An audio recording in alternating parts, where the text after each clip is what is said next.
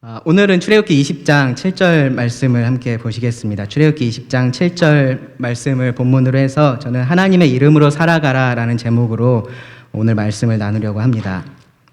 출애굽기 20장 7절이고요. 하나님의 이름으로 살아가라입니다. 10계명의 첫 4계명을 같이 좀 이렇게 제가 상고해 보고 있습니다. 그 계명들을 통해서 우리 삶의 이 중심에 대해서, 마음의 중심에 대해서 좀 같이 생각해 보면 좋겠다라고 생각을 해서 이렇게 말씀을 나누고 있습니다. 이 코로나19뿐만 아니라 여러 가지 외부의 상황들이 우리들에게 영향을 많이 주잖아요. 근데 그런 것에 관계없이 우리가 이렇게 삶의 중심, 우리 마음의 중심, 그러한 것이 변하지 말아야 하고, 또 우리가 하나님을 믿는 자들로서 우리의 중심에 하나님이 계시다라는 것을 반드시 우리가 기억을 해야 합니다. 그래서 10계명의 2계명, 첫 번째 그 2계명을 합하면 이렇게 정리할 수 있다라고 말씀을 드렸었습니다. 하나님 한 분만을 사랑하라. 하나님 한 분만을 사랑하라. 그거를 약간 더 풀어서 쓰면은 하나님의 전부가 나의 전부가 되게 해야 한다 라는 명령을 하나님께서 이 하나님의 백성들에게 가장 먼저 그 2개의 계명으로 주셨습니다.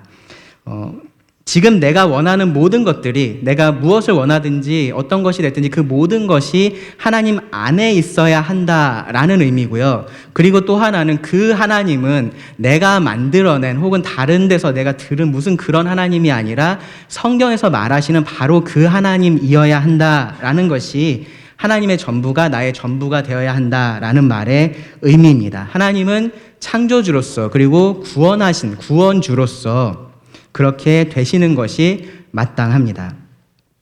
사실 이러한 계명은요, 하나님을 믿는 자라면 누구나 다 공감할 수 있습니다. 그렇지, 당연히 그렇게 해야지라고 생각을 할 수 있는 계명입니다. 그런데 동시에 또 이 계명들이 굉장히 무겁습니다. 그렇죠. 그러니까 두 마음이 우리들에게 공존을 하는 거죠. 정말로 그래, 이렇게 살고 싶다라는 마음도 우리들에게 있는데 정말 그렇게 살 수 있나 하는 그러한 생각도 동시에 드는 겁니다. 그만큼 이 하나님 한 분만을 사랑하라라는 이 계명은 성경 전체를 통틀어서 가장 중요하고 가장 무거운 그러한 명령이고요. 성경의 가장 핵심이 되는 그러한 명령입니다. 우리가 그러한 무게를 느끼는 것이 당연합니다. 그런데 그 2계명에 비해서 오늘 우리가 살펴볼 이 3번째 계명은요, 어떤 면에서 보면은 약간 무게감이 떨어지는 것 같은 느낌이 들어요. 20장 7절 다 찾으셨죠? 제가 읽겠습니다. 이렇게 말씀합니다. 하나님께서 말씀을 하십니다. 너는 너의 하나님 여호와의 이름을 망령되게 부르지 말라. 여호와는 그의 이름을 망령되게 부르는 자를 죄 없다 하지 아니하리라.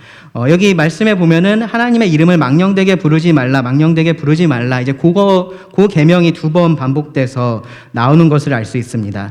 그럼 하나님의 이름을 그렇게 부르지만 않으면 되는 거구나. 이거 내가 뭐 어떻게 말하느냐의 문제인가 보다. 이제 그렇게 쉽게 이 범위를 좁혀서 생각할 수도 있는, 그리고 그렇기 때문에 약간은 그래, 뭐 이 정도는 내가 뭐 할 수 있지라고 쉽게 좀 생각할 수 있는 계명일 수도 있는데요. 근데 이 말씀을 조금 더 우리가 하나님께서 의도하신 바를 좀 생각을 해보면 이 계명 역시 우리 삶의 이 중심에 대한 아주 중요한 명령이다라는 것을 알 수 있습니다. 그래서 오늘은 이 명령의 의미에 대해서 이 실예를 좀 같이 생각해 가면서 이 명령의 의미를 좀 생각해 보겠고요. 그리고 그것이 그럼 오늘날의 우리에게 어떻게 적용이 되어야 하는지 같이 생각해 보겠습니다. 먼저 이 명령의 의미입니다. 명령의 의미. 명령이 그렇게 길지 않아서 그렇게 어렵지 않습니다. 그런데 앞에서부터 말씀을 이렇게 쭉 읽어오다 보면 요 3절에서 하나님께서 약간 자신을 지칭하는 표현이 바뀌었다라는 것을 알 수 있어요. 그러니까 앞에서는 3절에서 보시면 너는 나 외에는 이라고 말씀을 하셨고, 그리고 4절, 5절, 6절에서도 보시면 하나님께서 자신을 지칭할 때 나라고 하셨습니다. 그렇죠? 1인칭으로 말씀을 하신 거죠. 나 그렇게 말씀을 하셨습니다. 근데 여기 3번째 계명에 와서는 하나님께서 너는 나의 이름을 이라고 하실 수도 있는데 그렇게 하지를 않으셨어요. 뭐라고 하셨냐면은 너의 하나님 여호와의 이름을, 마치 딴 사람 이름 얘기하는 것처럼 하나님께서 그렇게 3인칭으로 말씀을 하십니다. 자연스럽게 하나님께서 여기서 강조하려고 하시는 것은 무엇이냐면 이름이라는 거죠. 이름. 이 하나님의 이름을 하나님께서 이 명령에서 가장 중요한 것으로서 다루고 계신다라는 것을 우리가 알 수 있습니다. 성경에 보면 하나님의 이름이 정말 많이 나옵니다. 그런데 여기서는 특별히 하나님께서 이 여호와를 언급을 하셨습니다. 너의 하나님 여호와라고 말씀을 하시죠. 이 여호와라는 이름은 물론 그 전에도 있었지만 특별히 어떤 이름이냐 하면 하나님께서 모세를 보내서 이스라엘 백성들을 애굽에서 불러내실 때 그때 자신을 드러내시면서 내가 이런 하나님이야 라고 하실 때 드러내셨던 그 이름이 바로 여호와입니다. 여호와. 이 발음은 사실 야훼라고도 발음을 하기도 하고 여호와라고 우리 성경에는 되어 있는데요. 그거는 나중에 혹시 기회가 되면 말씀을 드리겠습니다. 하여튼 여호와입니다. 여호와. 근데 이 여호와라는 이름의 뜻은 우리말 성경에 보시면 뭐라고 번역을 했냐면은 스스로 있는 자라고 번역을 했어요. 그 뜻을요. 그렇죠? 나 여호와는 스스로 있는 자라고 번역을 했습니다. 나쁜 번역은 아니라고 생각을 합니다. 그 안에 어떤 의미가 있냐면 하나님은 자존하신 분이시다. 그렇죠? 스스로 존재하는 분이시다라는 의미가 있고요. 스스로 존재하시기 때문에 자족하신 분이시다. 그러니까 무엇 하나 하나님에게 부족한 것이 없이 하나님은 혼자서도 살아가실 수 있는 그러한 분이시다라는 의미가 그 안에 있습니다. 그리고 그런 하나님께서 이 모든 것을 창조하셨기 때문에 하나님이 주권자이시다라는 것도 보여주는 그러한 이름입니다. 하나님께서 이 이름을 이 모세에게 드러내시면서 이 이스라엘 백성들에게 가서 나 여호와가 너를 그들에게 보냈다라고 말하라라고 하십니다. 그러면서 자신을 뭐라고 또 말씀을 하셨냐면 나는 아브라함과 이삭과 야곱의 하나님이다 라고 말씀을 하시면서 이 여호와라는 이름을 너희가 영원히 기억해야 할 그러한 이름이고 대대로 너희가 기억해야 할 나의 칭호다라고 말씀을 하셨습니다. 그러니까 이 여호와라는 이름은요, 우리가 일반적으로도 사용할 수 있지만 이 이스라엘 백성들에게는 굉장히 특별한 이름인 겁니다. 하나님께서 그들을 찾아오셔서 그들을 구원하시면서 내가 너희의 하나님이 될 거고 너희가 나의 백성이 될 거다라는 그러한 언약을 맺으실 때 그들에게 자신을 드러내셨던 이름이 바로 여호와입니다. 여호와. 이런 식으로 하나님은 이 하나님의 이름을 통해서 자신을 드러내셨습니다. 그래서 성경을 여러분 보시면서 이 하나님의 이름이 나올 때 주의해서 보시기 바랍니다. 여러분 기억하실지 모르겠지만 우리가 주의로 성경 공부할 때도요, 제가 이 하나님의 존재에 대해서 할 때 가장 먼저 했었던 게 하나님의 이름들이었어요. 이름들. 왜냐하면 그 이름이 하나님께서 자신을 드러내셨던 그러한 첫 번째 방법이었기 때문에 그렇습니다. 우리도 그렇잖아요. 우리의 이 이름이 우리 자신을 때로는 나타내고요. 그렇기 때문에 이 이름이 나라는 사람하고 이렇게 동일시 되기도 합니다. 하나님의 이름도 그렇습니다. 하나님께서 우리들의 그러한 표현하는 방법을 사용하신 것이기 때문에 하나님의 이름도 그 안에 하나님을 담고 있습니다. 하나님께서 그 이름에 자신을 담아서 우리들에게 보여주신 겁니다. 그래서 시편 말씀을 읽다 보면 이런 표현들이 자주 나옵니다. 주의 이름이 온 땅에 어찌 그리 아름다운지요. 주의 이름에 합당한 영광을 돌리라. 하나님께서 자기의 이름을 위하여 그들을 구원하셨다. 그의 이름이 거룩하고 지존하시도다. 이름이 거룩하고 지존하고 그렇게 될 수는 없겠죠. 그렇죠? 무슨 말이냐면은 그 이름이 무엇을 나타내느냐입니다. 그 이름이 바로 하나님이신 거죠. 하나님. 하나님께서 이 이름으로 자신을 드러내셨기 때문에 우리가 그 이름에 대해서 이렇게 말을 할 수 있는 겁니다. 그래서 이 세 번째 계명, 십계명의 세 번째 계명에서 하나님이 이름을 말씀하신 것은 단순히 우리가 하나님을 여호와라고 부르냐, 그 발음을 혹시 이렇게 잘못 뭉개뜨려서 잘못 발음하냐, 그런 문제가 아니라는 거죠. 이게 호칭의 문제가 아닌 겁니다. 하나님의 명성에 관련된 문제고요. 하나님이 어떤 분으로서 이 세상 가운데 드러나시느냐의 문제라는 겁니다. 하나님의 거룩하심이 여기에 달려있고 하나님의 영광이 이 이름과 연관이 되어 있습니다. 이 이름과 관련해서 하나님께서 직접적으로 명령하신 것은 이겁니다. 망령되게 부르지 말라. 망령되게 부르지 말라. 가끔씩 이제가 저한테 아빠 이거 무슨 뜻이에요? 물어볼 때가 있는데 되게 모를 때가 있어요. 잘 안 쓰던 말, 그런 것들을 그냥 아무 생각 없이 쓰던 말을 갑자기 물어보면 그래 그게 뭐지 하면서 이렇게 폰 찾아서 국어사전 찾아보고 막 그럴 때가 있는데요.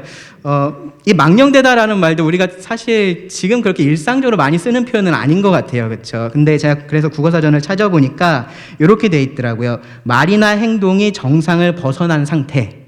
예. 그러니까 다른 말로 하면 약간 정상을 벗어난 거니까 비정상적인 상태라는 거죠. 그러니까 그 말을 이제 그대로 이 명령에 대입을 해보면은 하나님을 비정상적으로 부르지 말라라는 의미가 됩니다. 사실 아주 틀린 말은 아니에요. 아주 틀린 번역은 아니고요. 우리가 충분히 이해할 수 있는 표현인데요. 이 히브리어 단어의 가장 기본적인 의미는 뭐냐면은 비어있는 상태를 말합니다. 비어있는 상태, 텅 비어있는 것을 의미를 합니다. 그러니까 특별히 어떤 경우냐면은 겉은 있는데 속 알맹이가 없는 거죠. 예, 겉은 있는데 속 알맹이가 없는 거. 그러니까 우리가 허울만 있다라는 그런 표현들을 쓰잖아요. 그래서 허울만 있는 것, 실체가 없는 것, 그래서 가치가 없는 것이라는 의미를 가지고 있습니다. 그래서 이 단어가 사실 어느 때 자주 사용되냐면은 우상들을 지칭할 때 이 단어가 많이 사용이 됐습니다. 우상이라는 것이 그 실체가 있는 것 같지만 실제하지는 않는 것이기 때문에 그런 거죠. 망령되다라는 말은 그런 뜻입니다. 그럼 부르지 말라는 것은 뭐냐? 이 문자적으로는요, 들어 올리다라는 의미예요. 들어 올리다. 들어 올려서 이렇게 뭐 보여주고 할 수 있잖아요. 들어 올리다라는 의미입니다.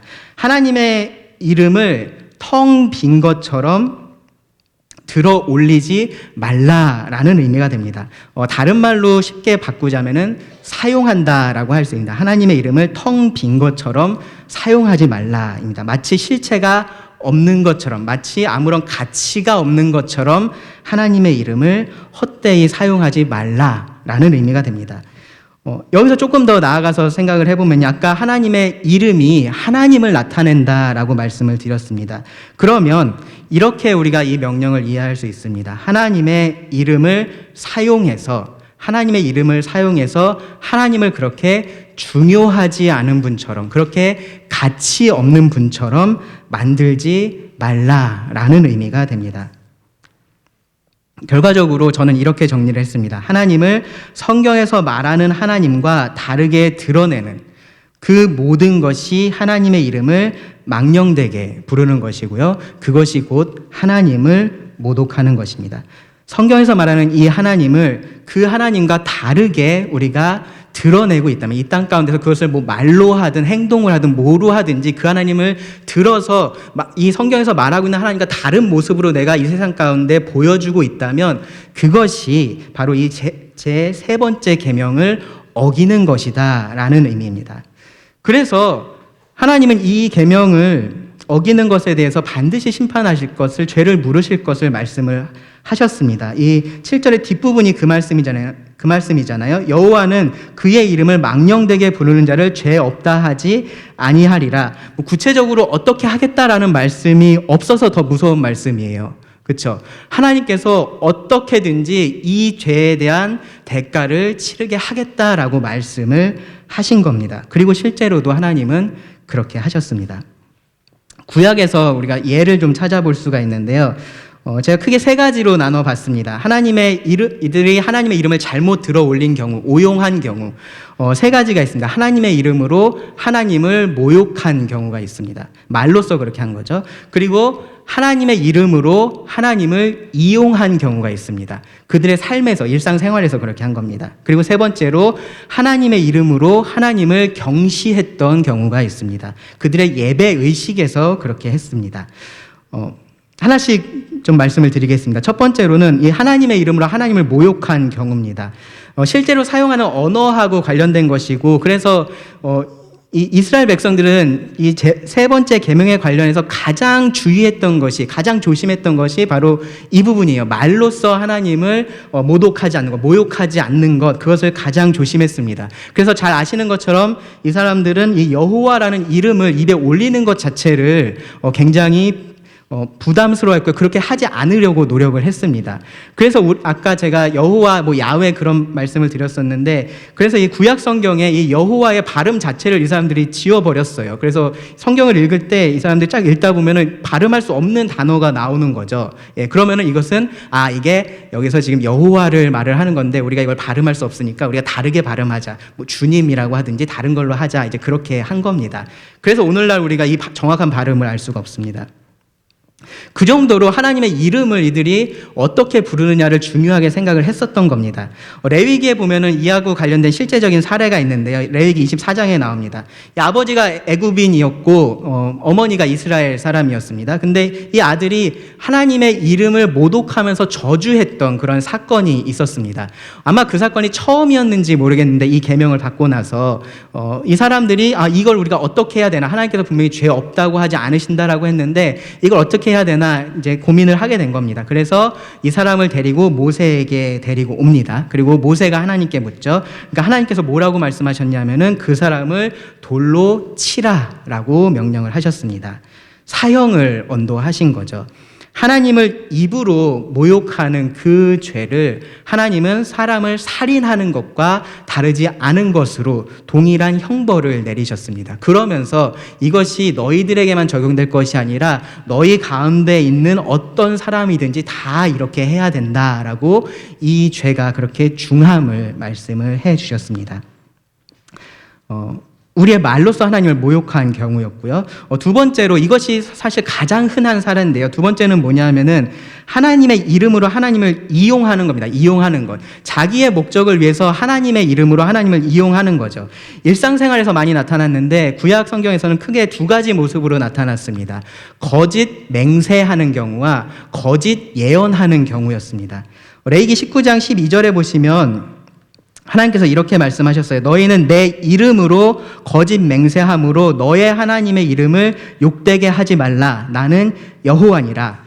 사람들이 왜 하나님의 이름으로 맹세를 할까요? 자기가 지금 한 이 말 혹은 내가 이렇게 하겠다라고 한 이 약속이 진짜다, 이거 사실이야 라는 것을 강조하려고 하는 거죠. 근데 문제는 뭐냐면은 그럴 마음이 없는 겁니다. 애초에 사실이 아니었던 것을 이야기하면서 내가 하나님의 이름으로 맹세하는데 이건 사실이야 라고 말하는 거고, 애초에 지킬 마음이 전혀 없으면서 내가 이렇게 할 거야, 내가 하나님의 이름으로 맹세해 라고 말을 하는 겁니다. 이 진리이신 하나님의 그 이름으로 거짓을 보증하는 겁니다. 하나님의 이름을 들고 있지만, 그 입에 하나님의 이름을 들었지만 그 입에 들린 하나님의 이름은 거짓의 이름이 되는 겁니다. 그래서 신약에 가서 예수님께서 이 거짓 맹세에 대해서 아주 강하게 말씀을 하시죠. 그런 거 하지 말라라고 분명하게 말씀을 하십니다. 너희의 말은 내가 되든지 아니가 되든지 둘 중에 하나가 되지 하나님의 이름을 가지고 와서 너희가 그렇게 맹세하지 말라라고 말씀을 하셨습니다. 거짓 예언도 마찬가지인데요. 이건 말씀을 한번 찾아보겠습니다. 예레미야 23장입니다. 구약성경 1088페이지 정도에 있습니다. 예레미야 23장입니다.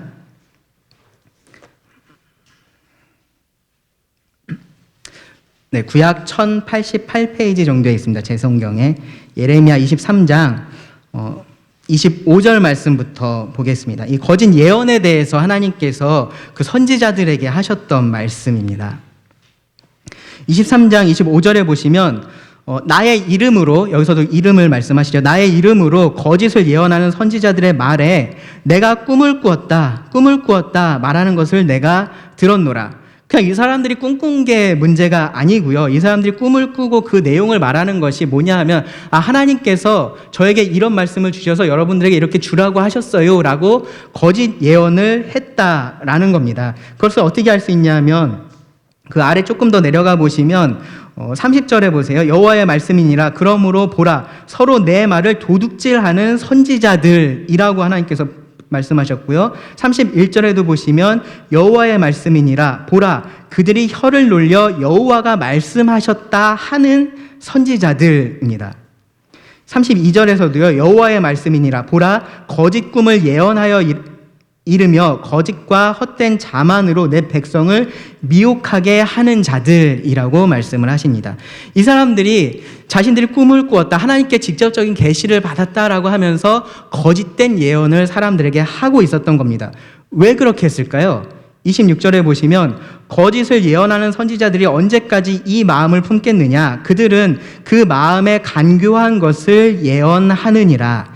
그 마음 속에 있는 간교한 것, 다른 사람들을 속여서 자신의 이익을 취하려고 하는 그 마음 때문에 그렇게 했다라는 겁니다. 사실 거짓 맹세를 하는 것도 마찬가지고 거짓 예언을 하는 것도 그 이유는 동일합니다. 어떻게든지 그렇게 해서 하나님을 이용해서 나의 이익을 취하려고 그렇게 하는 겁니다. 그 이익은 사람마다 원하는 게 다를 수 있어요. 경제적인 것을 원할 수도 있고요. 어떤 명예나 평판 같은 것을 원할 수도 있습니다. 더 인정을 받으려고, 자기가 하는 말의 권위를 높이려고 그렇게 하기도 합니다. 자기가 원하는 쾌락을 얻기 위해서 그렇게 하나님을 이용하기도 합니다. 하나님의 이름을 들어서 말하는 겁니다. 그들에게 하나님께서 어떻게 말씀을 하셨냐면 27절에 보시면 그들이 서로 꿈꾼 것을 말하니 그 생각인즉 그들의 조상들이 바알로 말미암아 내 이름을 잊어버린 것 같이 내 백성으로 내 이름을 잊게 하려 함이로다. 이들이 계속해서 하나님의 이름을 말하고 있었지만 그 하나님의 이름은 하나님께서 주신 하나님의 이름이 아니었던 거죠. 그러니까 그러한 하나님의 이름을 듣는 사람들은 참된 하나님을 잊어버릴 수밖에 없는 겁니다. 참된 하나님으로부터는 점점점 멀어질 수밖에 없는 겁니다. 당연한 결과입니다. 그 사람들에 대해서 하나님께서 이렇게 하시겠다라고 말씀하십니다. 29절 보시면 여호와의 말씀이니라. 여기 이 말씀 보세요. 계속해서 하나님께서 이게 내가 직접 하는 말이다라고 하나님의 권위를 부여하십니다. 여호와의 말씀이니라. 내 말이 불 같지 아니하냐. 바위를 쳐서 부스러뜨리는 방망이 같지 아니하냐. 여호와의 말씀이라. 그러므로 보라, 서로 내 말을 도둑질하는 선지자들을 내가 치리라. 여호와의 말씀이니라. 보라, 그들이 혀를 놀려 여호와가 말씀하셨다 하는 선지자들을 내가 치리라. 여호와의 말씀이니라. 보라, 거짓 꿈을 예언하여 이르며 거짓과 헛된 자만으로 내 백성을 미혹하게 하는 자를 내가 치리라. 내가 그들을 보내지 아니하였으며 명령하지 아니하였나니 그들은 내 백성에게 아무 유익이 없느니라. 여호와의 말씀이니라. 하나님의 이름을 가지고 자신의 목적을 위해서 사람들을 속였던 이 사람들을 하나님은 정말로 엄하게 심판하실 것이다 라고 말씀을 하셨습니다. 세 번째로 우리가 하나님의 이름을 망령되게 부르는 이 이스라엘 백성들이요 그렇게 했었던 경우는 뭐였냐면 하나님의 이름으로 하나님을 경시했던 경우입니다. 하나님의 이름으로 하나님을 경시했던 것. 이것은 하나님을 예배하는 그 의식 속에서 드러났었는데요. 레위기 22장에 보시면 이 제사장들이 좀 부정해진 상태로는 이 성물에 가까이 하면 안 된다라고 하나님께서 말씀을 하십니다. 그러면서 그렇게 하는 것이 하나님의 이름을 욕되게 하는 거다라고 말씀을 하셨습니다. 그러니까 하나님을 가장 가까이에서 섬기는 이 제사장들이 더욱더 그런 면에 있어서 신중할 필요가 있다라고 말씀을 하셨던 거고요. 그렇게 하지 않으면, 그렇게 신중하게 행하지 않으면 그것이 하나님의 이름을 직접적으로 모욕한 것과 다르지 않다라고 하나님께서 말씀을 하십니다. 왜 그러냐면요, 그런 부주의함이라는 것은 이 하나님을 아주 가볍게 여기는 그러한 태도하고 이어져 있기 때문에 그렇습니다. 우리가 편한 사람하고 있을 때하고 그렇지 않은 사람하고 있을 때하고 우리의 말이나 행동이나 그런 것들이 달라지잖아요. 우리가 중요한 자리, 중요한 사람이라고 생각하는 사람하고 있을 때는 훨씬 더 조심하고 우리가 신중합니다. 몸가짐, 마음가짐을 다르게 하죠. 근데 제사장들이 그렇게 하지 않는 것에 대해서 하나님께서 경고를 하신 겁니다. 실제로 하나님을 이렇게 경시하는 태도, 가볍게 여기는 태도는요, 헛된 예배의 모습으로 그들의 의식 가운데서 드러났는데요. 말라기 말씀해 보시면 그 부분이 잘 기록이 되어 있습니다. 찾기 어렵지 않으실 테니까 이 부분도 한번 찾아보겠습니다. 구약성경 끝에 있습니다. 말라기 1장입니다. 1326페이지 정도에 있습니다. 말라기 1장. 이 말라기에서는요, 그들이 드리는 이런 예배의 모습에 대해서, 하나님을 가볍게 여기는 이 예배의 모습에 대해서 하나님께서 하셨던 그 말씀이 그대로 기록이 되어 있습니다. 1장 6절에 보시면 내 이름을 멸시하는 제사장들아, 나 만군의 여호와가 너희에게 이르기를 아들은 그 아버지를, 종은 그 주인을 공경하나니 내가 아버지일진데 나를 공경함이 어디 있느냐? 내가 주인일진데 나를 두려워함이 어디 있느냐 하나 너희는 이르기를 우리가 어떻게 주의 이름을 멸시하였나이까 하는도다. 그러니까 하나님께서 이 하나님의 제사장들을 지금 책망을 하고 계시는 겁니다. 뭐를 갖고 책망을 하고 계시냐면 너희가 나의 이름을 멸시하고 있다라고 책망을 하시는 겁니다. 그리고 그것을 하나님에 대한 공경이 없는 것, 하나님에 대한 두려움이 없는 것으로 말씀을 하시죠. 하나님의 이름이 하나님과 동일시되고 있는 겁니다. 그런데 문제는 뭐냐면요, 이 제사장들은 저희가 언제 그랬습니까? 라고 반문을 한다라는 겁니다. 우리가 언제 하나님의 이름을 그렇게 멸시했습니까? 왜냐하면 이 사람들은 이 세 번째 계명을 첫 번째, 하나님을 말로만 모욕하지 않으면 된다, 말로만 멸시하지 않으면 된다라고 생각을 하고 있었기 때문에 그렇습니다. 말로 하나님을 저주하거나 욕하지는 않았으니까 우리가 하나님을 멸시한 건 아니다라고 쉽게 말을 하는 겁니다. 그러니까 하나님이 그들의 진짜 그 마음속에 있는 것이 무엇인지를 이제 말씀을 하시는데요. 그들의 예배가 어떠한지를 통해서 그 말씀을 하십니다. 7절에 보시면 너희가 더러운 떡을 나의 제단에 드리고도 말하기를 우리가 어떻게 주를 더럽게 하였나이까 하는도다. 이는 너희가 여호와의 식탁은 경멸히 여길 것이라 말하기 때문이라. 이게 무슨 말이냐면 더러운 떡을 가지고 와서 하나님의 제단에 들여놓고서 우리는 하나님을 더럽게 한 적이 없어요 라고 말하는 겁니다. 그렇지만 사실 그 속에서 하고 있는 말은 그 7절 끝에 있는 그 부분인가요? 그 속에서 진짜로 있는 그 말은 여호와의 식탁은 경멸히 여겨도 괜찮다 라고 그들의 마음속에서는 말하고 있었다라는 겁니다. 8절은요. 만군의 여호와가 이르노라. 너희가 눈먼 희생제물을 바치는 것이 어찌 악하지 아니하며 저는 것, 병든 것을 드리는 것이 어찌 악하지 아니하냐. 이제 그것을 너희 총독에게 드려보라. 그가 너를 기뻐하겠으며 너를 받아주겠느냐. 12절 말씀도 보시기 바랍니다. 조금 내려가세요. 12절. 그러나 너희는 말하기를 여호와의 식탁은 더러워졌고 그 위에 있는 과일 곧 먹을 것은 경멸히 여길 것이라 하여 내 이름을 더럽히는도다. 만군의 여호와가 이르노라. 너희가 또 말하기를 이 일이 얼마나 번거로운고 하며 콧웃음치고 훔친 물건과 저는 것 병든 것을 가져왔느니라. 너희가 이같이 봉헌물을 가져오니 내가 그것을 너희 손에서 받겠느냐. 이는 여호와의 말이니라. 하나님의 백성인 이스라엘 사람들이 하나님을 예배한다라고 하나님 앞에 나오면서 그들이 가져왔던 것이 어떤 것이었냐면 눈먼 것이었습니다. 병들어 있는 것이었고요. 훔친 거였고요. 다리를 저는 거였고요. 흠이 있는 것들이었습니다.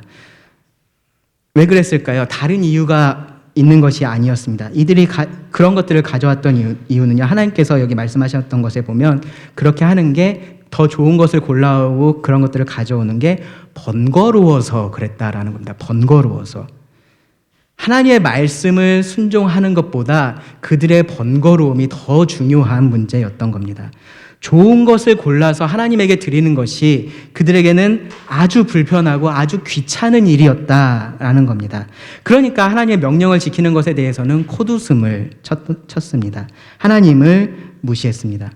여러분, 하나님을 예배하는 것, 하나님을 사랑하는 것은요, 이런 번거로운 일들을 하는 겁니다. 이렇게 내가 불편하다라고 생각하는 그러한 일들을 하나님 때문에 하는 겁니다. 그런데 그들이 그렇게 하지 않았습니다. 말로서 하나님을 모독했던 것이 아닙니다. 말로서 하나님을 저주했던 것이 아닙니다. 그런데 그들이 드렸던 예배의 모습 속에서 하나님은 모욕을 당하고 계셨습니다. 하나님을 존중하는 모습이 그들 가운데 전혀 없었기 때문입니다. 하나님을 가볍게 여기는, 하나님을 경시하는 그들의 마음이 그들의 예배의 모습 가운데 그대로 드러났습니다. 이 예배에 대해서 하나님께서 이렇게 말씀하셨죠. 거기 10절에 보시면요. 만군의 여호와가 이르노라. 너희가 내 제단 위에 헛되이 불사르지 못하게 하기 위하여 너희 중에 성전문을 닫을 자가 있었으면 좋겠도다. 내가 너희를 기뻐하지 아니하며 너희가 손으로 드리는 것을 받지도 아니하리라. 이들의 예배를 하나님은 헛된 예배다, 아무 의미 없는 예배다라고 말씀을 하셨습니다. 9절 말씀에서는 보시면 하나님께서 그들의 그런 예배를 받지 않으실 뿐만 아니라 그들의 기도도 듣지 않으시겠다라고 말씀을 하셨고요. 그들을 불쌍히도 여기지 않겠다라고 하셨습니다. 그들의 마음이 하나님으로부터 멀어졌던 것이 그들의 예배의 모습 속에서 드러났기 때문입니다. 이 온 민족이 두려워하고 높여야 할 이 하나님의 이름을 망령되이 불렀던, 그들의 죄를 하나님께서 결코 용납하지 않으시겠다라고 말씀을 하신 겁니다. 이 십계명의 세 번째 계명에 대해서, 이 의미에 대해서 말씀을 드렸습니다. 어쩌면 그 범위가 좁아 보일 수 있고 가볍게 넘어갈 수 있을 것처럼 생각이 들 수 있지만 이 의미를 생각해 보면 그렇지 않습니다. 하나님의 백성은 하나님의 이름으로 모든 일들을 하기 때문에 그렇습니다. 하나님의 이름으로 살아가기 때문에 그렇습니다. 그 모든 일에, 우리가 살아가면서 하는 그 모든 일에 하나님이 본래의 모습으로 드러나셔야만 한다라는 것이 이 명령입니다. 그리고 그렇게 되지 않는 것을 모든 수단을 동원해서 막아라라는 것이 하나님의 명령이고 이 명령의 의미입니다. 하나님의 이름으로 하나님을 모욕하거나 하나님을 이용하거나 하나님을 경시하지 말아야 합니다. 자, 그럼 이 말씀이 우리들에게 어떻게 적용이 될까요? 어느 정도 들으시면서 지금 스스로 적용을 하고 계시는 분들이 아마 계실 겁니다. 왜냐하면 지금 이 말씀은요, 우리들에게 그대로 적용이 되는 말씀이어서 그렇습니다. 우리가 오늘날 하나님의 이름으로 살아가는 하나님의 백성이기 때문에 이 말씀은, 이 명령은 우리들에게 오늘날 그대로 적용이 되어야 합니다. 심지어 우리들을 뭐라고 부르죠? 그리스도인이라고 부르잖아요. 그리스도인. 그러니까 우리들을 부르는 그 호칭 가운데, 우리를 부르는 그 말 가운데 하나님이신 그리스도의 이름이 이미 들어와 있습니다. 이미 포함되어 있습니다. 그래서 신약성경 골로새서 3장 17절을 보시면 이렇게 말씀을 하고 있습니다. 또 무엇을 하든지 말에나 일에나 다 주 예수의 이름으로 하고 그를 힘입어 하나님 아버지께 감사하라. 구약의 성도들이 그랬었던 것처럼 우리도 이러한 하나님의 이름으로 살아가는 겁니다. 특별히 주 예수 그리스도의 이름으로 우리가 살아가면서 궁극적으로 하나님 아버지께 감사하고 그분을 예배하는 삶을 사는 것이 오늘날의 그리스도인들입니다. 앞서 구약의 성도들이 이 세 가지 측면에서 그들의 언어에 있어서, 그리고 그들의 일상에 있어서, 그리고 그들의 예배 의식에 있어서 이 계명을 어겼던 예를 제가 말씀을 드렸었는데, 비슷하게 우리도 이 세 영역을 좀 돌아볼 필요가 있습니다. 그리고 우리들 삶에 이 말씀을 적용할 필요가 있습니다. 첫 번째로요, 이 언어적인 측면입니다. 언어를 가지고 하나님을 모욕하지 말라입니다. 모욕하지 말라. 아마 스스로를 그리스도인, 나는 하나님을 믿어요라고 말하면서 대놓고 하나님을 직접적으로 욕하거나 뭐 그렇게 모욕하는 말을 하는 사람은 없을 거라고 저는 생각을 합니다. 그런데 이 말로, 우리가 언어로 하나님을 모욕하는 것과 관련해서 몇 가지 좀 생각해 볼 필요가 있습니다. 저는 처음에 이제 영어를 배우고 하면서, 아마 여기도 영어를 좀 많이 접하시고 사용하시는 분들도 계실 텐데, 처음에 그거를 접하면서 좀 신기했던 것 중에 하나가 이 감탄사들에 왜 이렇게 하나님, 예수님이 많이 나오는지 그게 너무 신기했습니다. 그러니까 우리도 보면 이렇게 깜짝 놀라거나 할 때 이렇게 뭐 놀랄 수도 있고, 뭐 어머니 찾는 분들도 계시죠. 뭐 그런 분들도 계시는데, 근데 이 상황이 너무 갑작스럽고 그러면 우리가 거기에 조금 욕 섞인 그런 감탄사를 더하는 경우들이 있어요. 뭐 숫자를 넣거나 뭐 동물을 넣거나 해가지고 그런 것들을 이렇게 더 강조하는 거죠. 제가 이렇게 어떻게 표현할지 너무 엄청 고민한 게 느껴지시죠? 제가 이 자리에서 말은 할 수 없지만 여러분 머릿속에 떠다니는 그 단어입니다. 예. 그렇게 우리의 어떤 마음대로 표현을 하는 것들이 있잖아요. 근데 영어에 보면은 그런 표현들이 욕 섞인 감탄사에 하나님이 나오고 예수님이 나오고 막 거룩이 나오고 그래요. 그게 이상했었는데, 근데 어쨌든 그들은 그것을 지금은 거의 의미도 전혀 사용하지 않고 그냥 관용적으로 많이 사용을 하고 있는 그런 표현입니다. 근데 우리가 이런 참된 하나님을 알고 있고 이 참된 하나님의 이름의 중요성을 알고 있는 그리스도인들이라면 그렇게 하나님의 이름이 아무 의미 없이 사용되거나 혹은 부정적으로 사용되는 것을 우리가 받아들일 수는 없습니다. 그런 표현들을 우리가 그냥 관용적으로 다 그렇게 쓰니까 그렇게 할 수 있지라고 생각할 수는 없습니다. 제가 특별히 요즘에 조금 우려가 되는 부분은 이렇게 문화 교류가 많아지면서 언어 교류도 많아져요. 그러다 보니까 지금의 이렇게 그러한 젊은 층들을 중심으로 그러한 표현들을, 영어식의 표현들을 사용하는 경우들이 종종 있더라고요. 그러한 것을 우리가 가볍게 생각할 문제가 아닙니다. 이게 직접적으로 내가 하나님을 모독해야겠다, 그런 의도를 여러분들이 가지고 계시지 않은 것이라 할지라도 그러한 표현들은 하나님을 모욕하는 표현이기 때문에 우리가 사용하지 말아야 한다라는 생각을 여러분 꼭 좀 하셨으면 좋겠습니다. 자, 그것하고 비슷하게 조금 더 우리하고 가까운 적용이 있는데요. 이 하나님의 이름 혹은 기독교적인 표현들을 재미를 위해서 어떤 농담의 소재로 사용하는 경우들이 있습니다. 예전에는 제가 그런 것들을 많이 못 봤던 것 같은데 요즘에는 이런 것들이 조금 더 많아졌어요. TV나 뭐 SNS, 인터넷들을 보면은 그런 것들이 훨씬 더 많아졌습니다. 갓이라는 이름을 사람들에게 많이 붙여요. 예, 아시죠? 무슨 말 하는지? 신이라는 표현, 갓, 영어로 신입니다. 갓이라는 표현을 사람들에게 붙입니다. 어떤 뛰어난 재능, 뭔가 잘하는 사람한테 이제 그런 표현들을 사용을 하고요. 그리고 할렐루야가 왜 이렇게 많이 나오는지 모르겠어요. 네. 할렐루야는 하나님을 찬양하라는 뜻인데 갑자기 뭐 무슨 예능 프로그램을 보고 있는데 할렐루야가 나오고 그래서 뭐지 갑자기 뭐 찬송하는 건가 뭐 그런 생각을 아닙니다. 예. 그런 할렐루야라는 표현이 나오거나 혹은 뭐 어떠한 이런 그 숭배의 대상, 그런 대상들을 만들어 놓고 거기에 신앙심, 믿음이라는 표현들을 사용을 하기도 합니다. 제가 사실 그런 장면을 보여드리면 좋을 텐데 아마 여러분들이 TV나 그런 프로그램들을 보시면 제가 무슨 얘기하고 있는지 알 거예요. 어떤 사람이 뛰어난 어떤 퍼포먼스를 하거나 하면은 그 사람을 마치 신처럼 이야기를 하고 그 사람에 대한 사람들의 반응을 마치 이 사람을 예배하는 사람들처럼 표현들을 합니다. 이 참된 하나님을 향한 그런 참된 예배의 모습이 하나의 그러한 재미, 유머의 소재로서 희화화돼서 사용이 되는 겁니다. 여러분 가만히 한번 생각해 보세요. 어떤 사람이나 어떠한 사건은요, 그 자체의 무게감, 그 자체의 심각성, 중요성 때문에 우리가 절대로 농담의 소재로 삼지 않는 것들이 있어요. 그렇죠?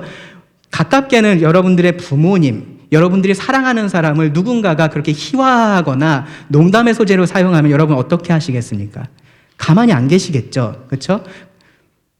그 무게감 때문에 그런 겁니다. 우리 모두가 이렇게 뭐 가슴 아프게 생각하는 그런 사건들이 있잖아요. 그러한 사건들에 대해서도 우리가 그 무게 때문에, 그 심각성 때문에 우리가 그런 것들을 그렇게 쉽게 입에 올리지도 않고요. 더구나 농담의 소재로 삼지를 않습니다. 여러분, 하나님이 어떤 분이신지 한번 가만히 생각해 보시기 바랍니다. 하나님은 정말로 높으신 분이십니다. 정말로 그 높으신 분이 스스로 낮추셔서 우리를 찾아오신 그러한 하나님이십니다. 그렇다고 해서 우리가 그 하나님을 위에서 아래로 끌어내릴 수는 없는 거죠. 하나님께서 스스로를 낮추시는 것이지 우리가 하나님을 낮은 하나님으로 절대로 만들어서는 안 됩니다. 하나님을 제자리에 두지 않고요. 우리와 같게 만들거나 혹은 우리보다 오히려 낮추는 것은 분명한 하나님에 대한 모독입니다. 어쩌면 앞에서 제가 좀 이렇게 말씀드렸던 이런 사례들이요, 하나님을 향한 의도적이고 아주 직접적인 언어로서의 모욕은 아니라고 생각할 수도 있습니다. 그런데 이러한 것들이, 이러한 현상들이요, 자연스럽게 하나님을 끌어내리고 있다라는 것을 여러분 유념하셔야 됩니다. 그리고 유일하신 하나님께 드려지는 그 유일한 참된 예배를 그냥 수많은 예배들 중에 하나로 만들고 있다라는 생각을 하셔야 합니다. 더구나 그 하나님이 우리들에게 어떤 분이십니까?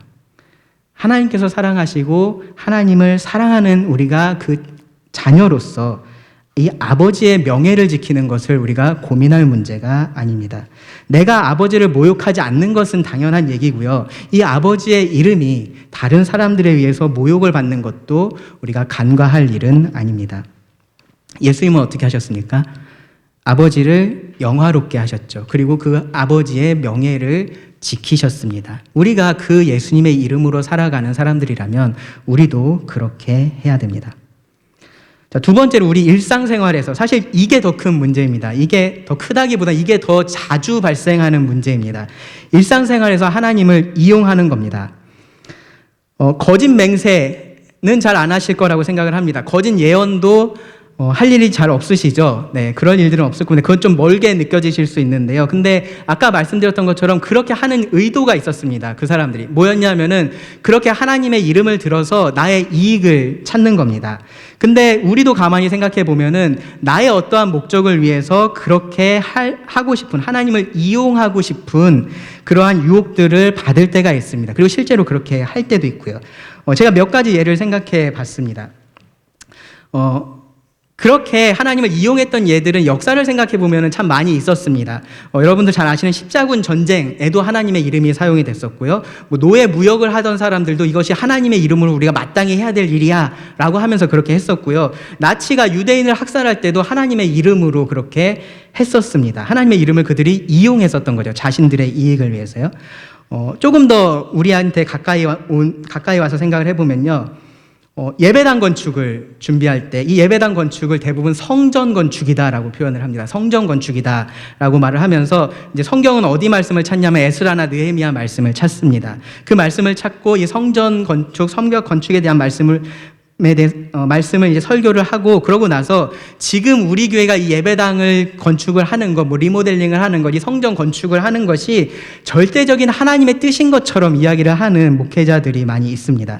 마치 그렇게 하지 않으면 이 하나님의 직접적인 명령에 불순종하는 것처럼 그렇게 죄책감을 갖게 만들어서 이제 헌금을 강요를 하는 겁니다. 예배당 건축하는 거 잘못하는 거 아니고요. 더 많은 헌신을 하도록 격려하는 것 잘못하는 것 아닙니다. 오히려 그런 것은 필요한 부분일 수 있습니다. 그런데 어떤 상황에 대한 개인의 분별과 판단 혹은 교회의 인도자들의 분별과 판단을 절대적인 하나님의 말씀의 권위에 놓고서 말하는 것은 다른 문제입니다. 그것은 하나님의 이름으로 하나님을 이용해서 자기 목적을 이루려고 하는 것과 다르지 않기 때문에 그렇습니다. 여러분, 소위 말하는 이단들 가만히 생각해 보시면 그들이 하는 일이 정확히 그렇습니다. 하나님의 이름을 가지고 사람들에게 접근을 해서 그들을 자신들에게 모으고요.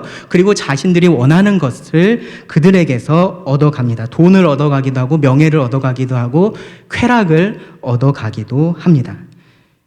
그렇게 하나님의 이름이 들려지면, 그렇게 하나님이 이용되면 그 하나님은 그렇게 탐욕스러운 분이 되시거나 혹은 그냥 그렇게 이용당하실 수 있는 하나님이 되는 겁니다. 이것도 좀 딴 사람 얘기 같으시죠? 조금 더 우리 개인에게 적용할 수 있는 부분을 말씀을 드려보겠습니다. 이것하고 아주 비슷하게요. 개인의 결정에 대해서 하나님의 권위를 부여하려고 하는 경우들이 있습니다. 뭐냐 하면 주님께서 저에게 이렇게 하라고 말씀해 주셨어요. 제가 누군데 이 주님의 명령에 반대하겠습니까? 라고 말을 하면서 어떤 일을 진행을 하는 겁니다.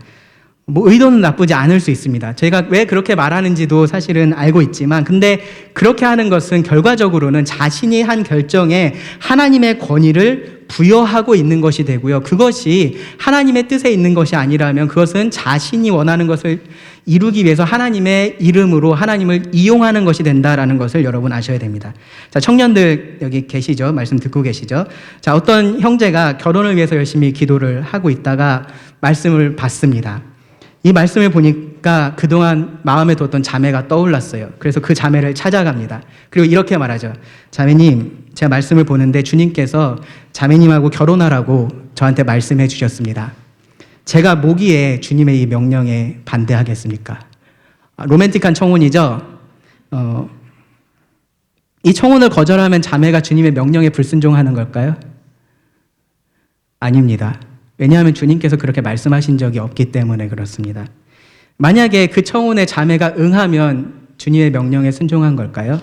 네, 그것도 아닙니다. 그냥 그 형제가 좋아서 결혼하는 겁니다. 애초에 주님은 그렇게 역사하지 않으시고요. 그렇게 말씀하지 않으십니다. 그냥 좋으면 좋다고 가서 말씀을 하시면 됩니다. 하나님을 그 자신의 이익을 위해서 사용할 수 없습니다. 비슷한 다른 경우들도 있습니다. 하나님의 말씀을요, 다른 사람에게 적용을 해서 내가 좀 이익을 취하려고 하는 경우입니다. 어떤 경우가 있냐면요, 부부가 다툽니다. 부부가 다투다 보면은 남편이 이런 생각이 들죠. 하나님께서 남편에게 순종하라고 하셨는데 분명히 하나님의 말씀에 있는 거니까 이 사람에게 얘기해도 되겠지? 아내 입장에서 동일한 생각을 합니다. 남편이 아내를 사랑하라고 하나님께서 말씀하셨는데 얘기해도 되겠지?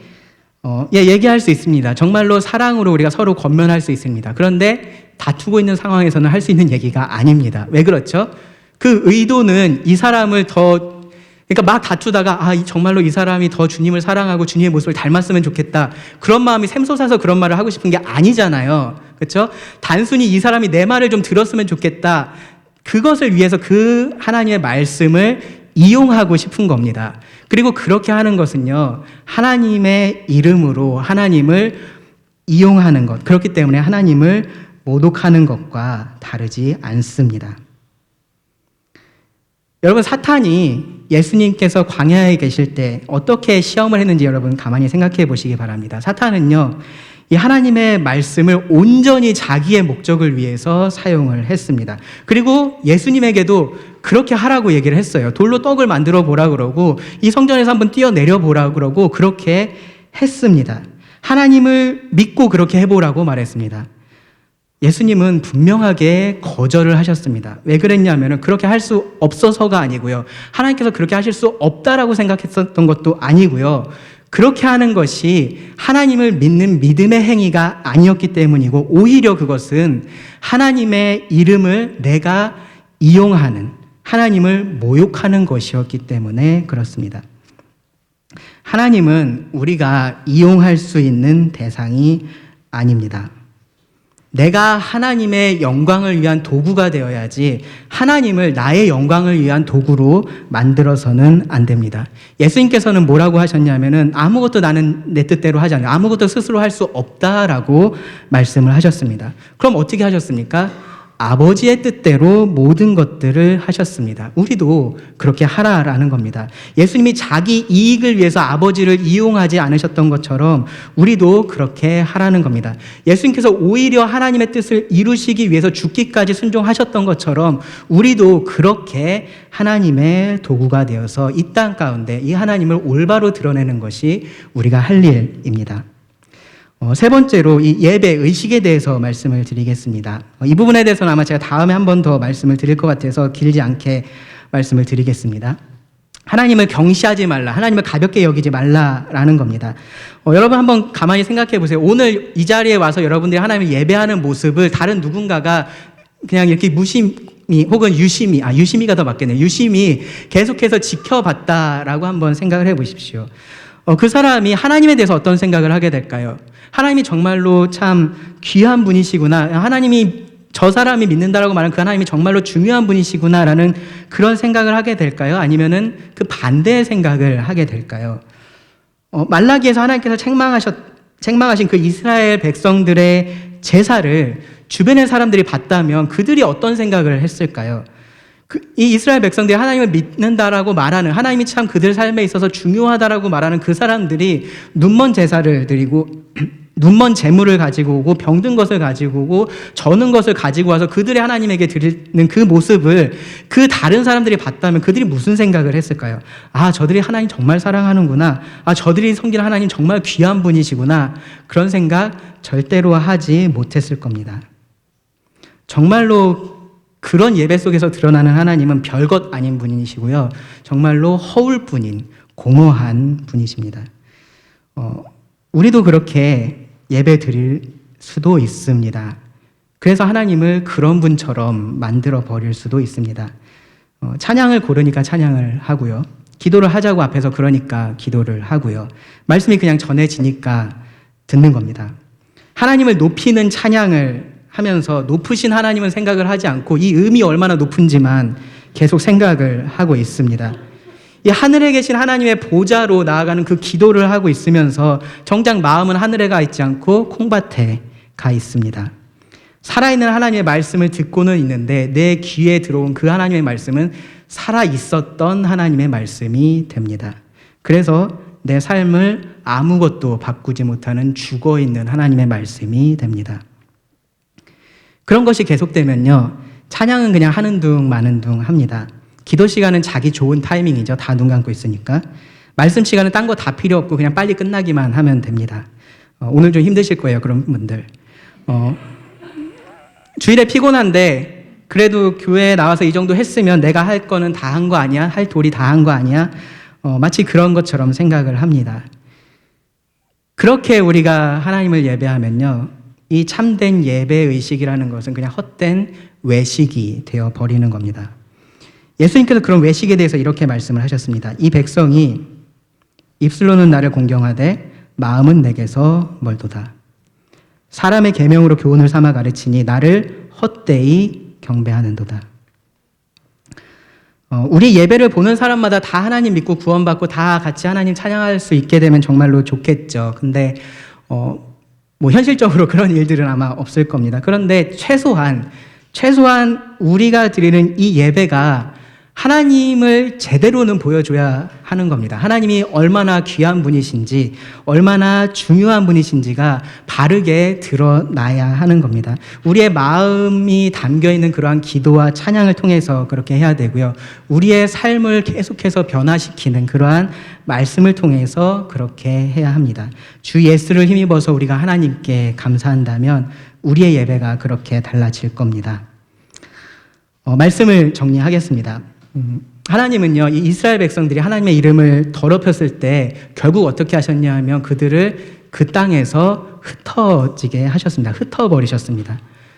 그리고 나서요, 하나님은 그 거룩하신 이름을 위해서 다시 그들을 모으십니다. 그리고 그것을 이 이스라엘 백성들에게 알려주시면서 이런 말씀을 하셨어요.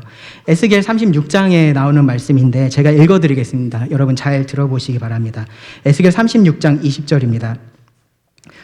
그들이 이른바 그 여러 나라에서 내 거룩한 이름이 그들로 말미암아 더러워졌나니 곧 사람들이 그들을 가리켜 이르기를 이들은 여호와의 백성이라도 여호와의 땅에서 떠난 자라 하였음이니라. 그러나 이스라엘 족속이 들어간 그 여러 나라에서 더럽힌 내 거룩한 이름을 내가 아꼈노라. 그러므로 너는 이스라엘 족속에게 이르기를 주 여호와께서 이같이 말씀하시기를 이스라엘 족속아 내가 이렇게 행함은 너희를 위함이 아니요 너희가 들어간 그 여러 나라에서 더럽혀진 나의 거룩한 이름을 위함이라. 여러 나라 가운데서 더럽혀진 이름 곧 너희가 그들 가운데서 더럽힌 나의 큰 이름을 내가 거룩하게 할지라. 내가 그들의 눈앞에서 너희로 말미암아 나의 거룩함을 나타내리니 내가 여호와인 줄 여러 나라 사람이 알리라. 주 여호와의 말씀이니라. 하나님은 이 하나님의 이름에 합당한 그 영광을 절대로 뺏기는 분이 아니십니다. 다른 어떤 누구에게도 그것을 주지 않으시는 분이십니다. 하나님은 그것을 가장 중요하게 생각하시고요. 그것을 위해서 일하시는 분이십니다.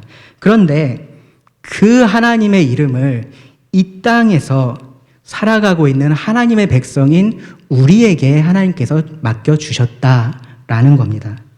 우리에게 그 하나님의 이름으로 살아가라고 하나님께서 우리를 구원해 주셨습니다. 그래서 여러분이 하나님을 믿으신다면요, 여러분들이 구원받은 자라고 스스로 생각하신다면 여러분은 하나님의 이름으로 살아가는 자들입니다. 그러니까 어떤 일을 하든지 이 하나님의 이름으로 한다라는 것을 잊지 마시기 바랍니다. 하나님의 이름으로 하나님을 모욕하지 마시고요. 하나님의 이름으로 하나님을 이용하지 마시고요. 하나님의 이름으로 하나님을 경시하지 마시기 바랍니다. 하나님은 절대로 우리들에게 그런 대접을 받으실 분이 아니십니다. 이 하나님을 하나님의 자리에 두고 그분에게 합당한 영광을 돌려야 합니다. 무엇을 하든지 말에나 일에나 다 주 예수의 이름으로 하고 그를 힘입어 하나님 아버지께 감사하라. 여러분, 여러분의 이름으로 살아가지 마시고요. 여러분 코로나의 이름으로 살아가지 마시고요. 여러분이 좋아하는 정치인의 이름, 정당의 이름으로 살아가지 마시고 여러분이 좋아하는 스타의 이름으로 살아가지 마시기 바랍니다. 하나님의 이름으로 살아가시기 바랍니다. 기도하고 말씀을 드리겠습니다.